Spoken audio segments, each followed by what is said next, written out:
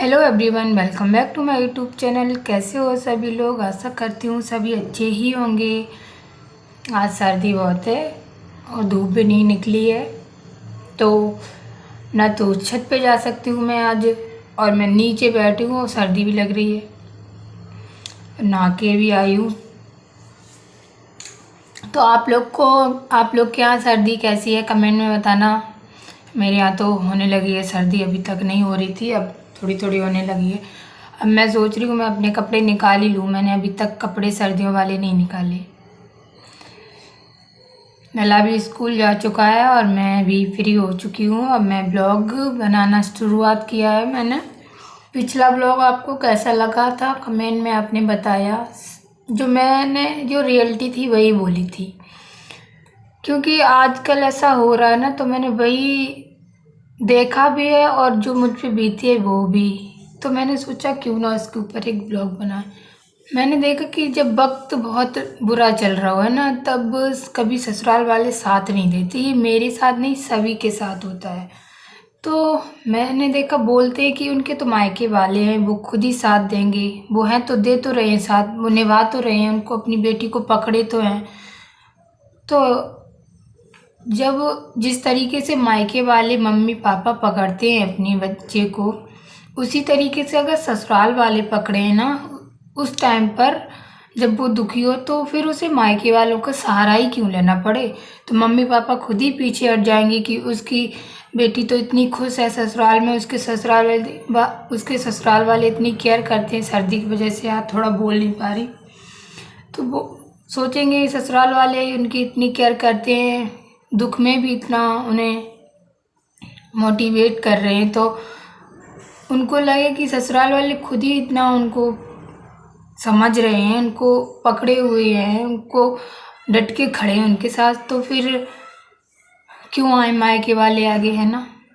अब उनको खुद दिख रहा है उनकी बेटी अकेली पड़ी है, कोई नहीं है उसके साथ, अकेले में रो रही है, कोई छुपाने वाला भी नहीं है, तो फिर उनको तो आगे आना ही पड़ेगा। जिस तरीके से मैंने देखा मेरी मम्मी पापा को भी लोगों ने बहुत सुनाई, तो मम्मी पापा को अगर कोई सुना देगा फिर भी वो अपनी बेटी के खातिर, सभी के माँ बाप ऐसे होते हैं, वो अपनी बेटी के खातिर सब बातें सुनेंगे, चुप भी साधे रहेंगे, है ना, और सबकी सुनते भी रहेंगे, लेकिन अपने बच्चे को सांत्वना भी देते रहेंगे। ऐसा होता है ना, ऐसा हुआ भी है। तो ऐसे अगर ससुराल वाले अगर उसी तरीके से, बहुत बहुत ही ऐसे लोग हैं, जो बहुत ही कम ऐसे लोग हैं जो अपनी बहू को समझते होंगे, बहुत ही कम। लेकिन इस सोच को ना थोड़ा बदलना चाहिए, मैंने देखा है बदलना चाहिए इस सोच को।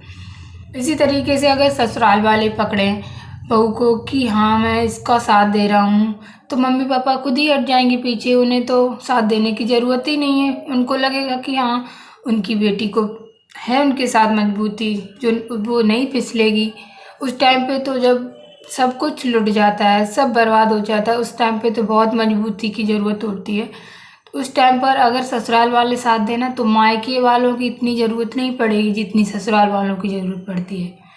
अगर ससुराल वाले उस टाइम पे खड़े हो ना साथ में, तो बहू को ना जितना दुख होता है उस टाइम पे, तो उसे लगेगा कि हाँ मेरा पति मेरे साथ नहीं है, लेकिन इनके जो मम्मी पापा हैं, भाई बहन हैं, वो मेरा इतना साथ दे रहे हैं, वो मुझे फील ही नहीं होने दे रहे कि जो उनका सब कुछ था वो चला गया।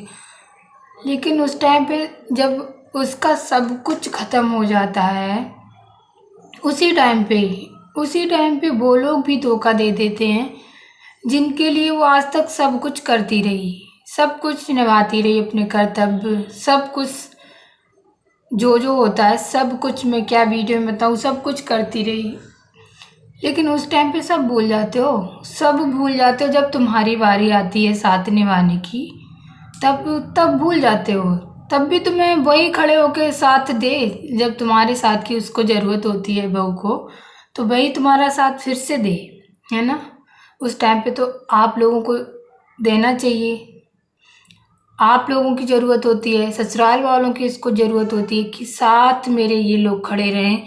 तो इससे मैं थोड़ी अपने आप में हिम्मत लाऊं, उस टाइम पे ऐसा नहीं होता है। बहुत से लोगों को मैंने सुना, मेरे साथ जो हुआ ऐसे, बहुत से लोगों ने बोला उनके मम्मी पापा थे तो मैं क्यों जाती या फिर मैं क्यों जाता, उनके मम्मी पापा ही थे, उसको संभालते थे,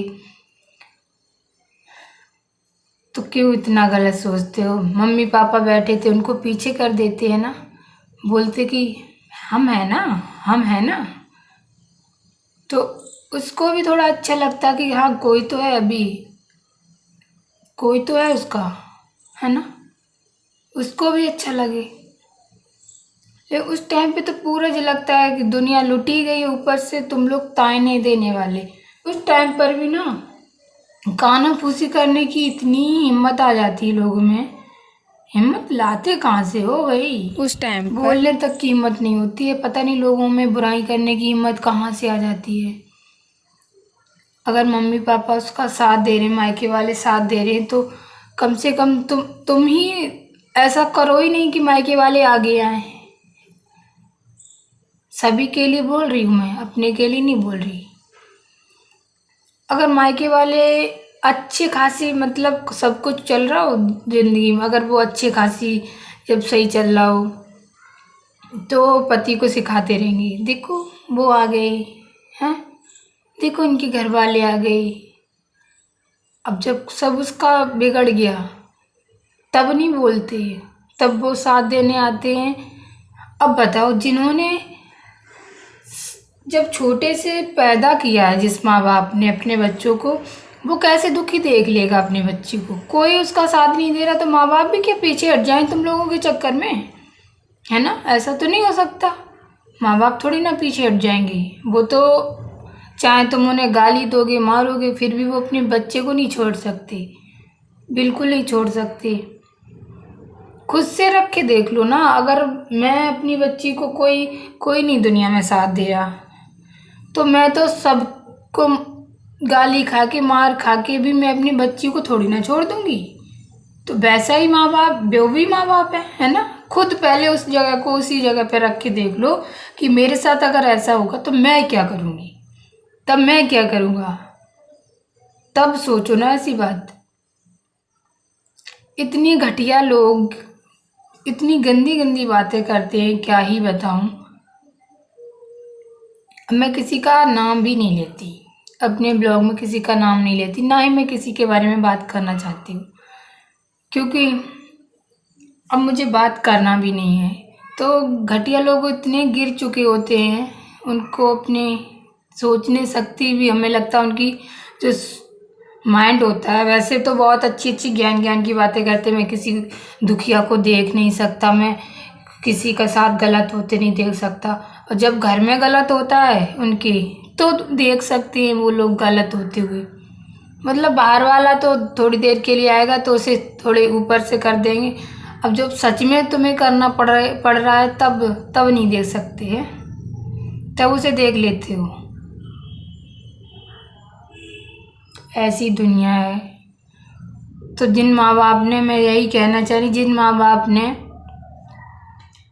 अपने बच्चे को शुरू से पाला पड़ोसा, उसको दे दिया दूसरे घर में, अब जब उस पर विपदा आ रही है, कोई साथ देने वाला नहीं, तो वो लोग साथ दे रहे हैं, तो क्या गलत कर रहे हैं। कौन सा माँ बाप अपने बच्चे को दुखी देखना चाहता है, कोई नहीं देखना चाहता ना। एक पॉइंट ये भी होता है लोगों को बोलने का कि उनका तो घर इसलिए बिगड़ गया क्योंकि वो अपने मम्मी पापा से बात करती थी, या फिर मम्मी पापा से बात कर लेती थी। बच्चे अपना किसी को कुछ उन पे बीतता है घर में तो किनको बताएंगे, अपने मम्मी पापा को ही, जिनसे शुरू से जिनके साथ रहे। किसके बच्चे नहीं अपने मम्मी पापा को बात बताते।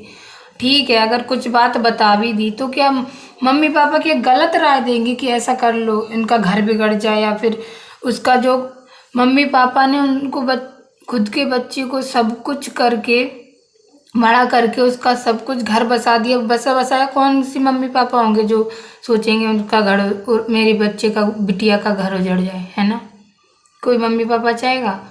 तो आधे लोग उसे, हमने तो देखा ज़्यादा 80% लोगों को ये कहते हुए कि मम्मी पापा की वजह से ही मेरा घर उजड़ गया। भैया किन की वजह से घर उजड़ा मेरा, मेरे मम्मी पापा ने मेरा घर उजाड़ दिया। आज सबसे ज़्यादा दुखी हैं तो कौन है? मम्मी पापा ही हैं। तुम लोग तो कह के निकल लिए।